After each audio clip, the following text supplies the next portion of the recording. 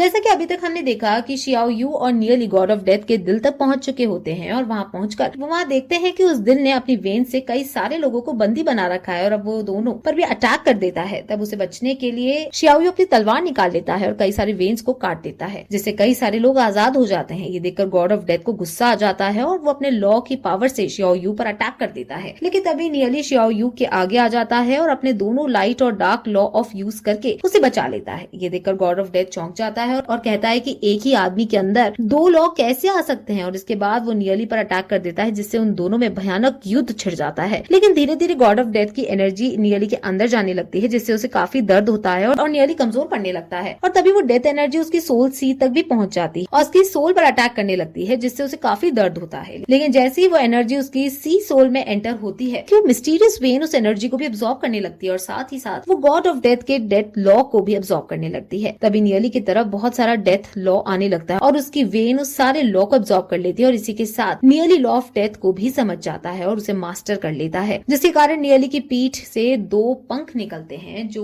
दो अलग अलग कलर के होते हैं। एक व्हाइट कलर का होता है तो दूसरा ब्लैक कलर का, लॉ एनर्जी से बने होते हैं। पंख निकलने के बाद नियली एक अलग ही फॉर्म में आ जाता है और वो बहुत ही प्योर लॉ एनर्जी एमिट कर रहा होता है, जिसके कारण वहाँ खड़े लोग उसे हैरानी से उसे देखते रहते हैं और कहते हैं कि इंसान के अंदर दो लॉ कैसे हो सकते हैं। तब नियली उनकी बात सुनकर सोचता है कि मेरे शरीर के अंदर अब दो नहीं बल्कि तीन लॉ हैं और अब मैंने लॉ ऑफ डेथ को भी मास्टर कर लिया है। ये देखकर गॉड ऑफ डेथ नियली पर चिल्लाने लगता है, जिससे परेशान होकर नियली उससे कहता है कि तुम डेथ लॉ की केवल एक स्पिरिट हो और इसलिए अगर मैं यही डेथ लॉ को तोड़कर फिर से बनाने लगूं तो तुम्हारा क्या होगा। और ऐसा करके वो लॉ ऑफ डेथ को अपने तरीके से कंट्रोल करने लगता है। दोस्तों नियली ये सब इसलिए कर पा रहा होता है क्योंकि सारे लॉज किसी न किसी इंस्क्रिप्शन से बने थे और नियली इंस्क्रिप्शन का सबसे बड़ा मास्टर था। अब नियली को डेथ ऑफ लॉ के सारे ऐसे खेल देखकर गॉड ऑफ डेथ डरने लगता है और वो एक क्रो की फॉर्म में आकर नियली पर अपने हाथ से अटैक करने लगता है। इतनी सारी पावर के कारण वहाँ खड़े लोगों को घुटन होती है, लेकिन नियली आराम से खड़ा होकर उस अटैक को देखने लगता है और इसी के साथ वो अटैक नियली को लग जाता है और नियली उस हाथ में बंद हो जाता है। ये देखकर वहाँ खड़े सभी लोग सोचने लगते हैं कि नियली उस अटैक से मर गया है और इसलिए गुस्से में Xiao you God of death पर अटैक कर देता है और उसी के साथ वहाँ खड़े बाकी लोग भी उस पर अटैक कर देते हैं। लेकिन डेथ गॉड बहुत पावरफुल होता है और वो सब लोगों को हड्डियों के पिंजरे में बंद कर देता है और जब वो ऐसा ही शियाओ यू के साथ करने की कोशिश करता है तो शियाओ यू अपनी तलवार से उन हड्डियों को तोड़ देता है। ये देखकर गॉड ऑफ डेथ चौंक जाता है और जब वो शियाओ यू की तलवार देखता है तो वो चिल्लाते हुए कहता है कि तलवार तुम्हारे पास कैसे आई, ये तलवार तो नीदर वर्ल्ड के मास्टर की है और वो इस तलवार को कभी भी खुद से दूर नहीं करता। तब शियाओ यू से पूछता है कि आखिर तुम हो कौन, क्योंकि जहाँ तक मुझे पता है मेंगफाई जो कि नीदर वर्ल्ड का मास्टर है उसका कोई बेटा नहीं है। लेकिन तब वो हंसते हुए कहता है कि मुझे इससे कोई फर्क नहीं पड़ता कि तुम कौन हो और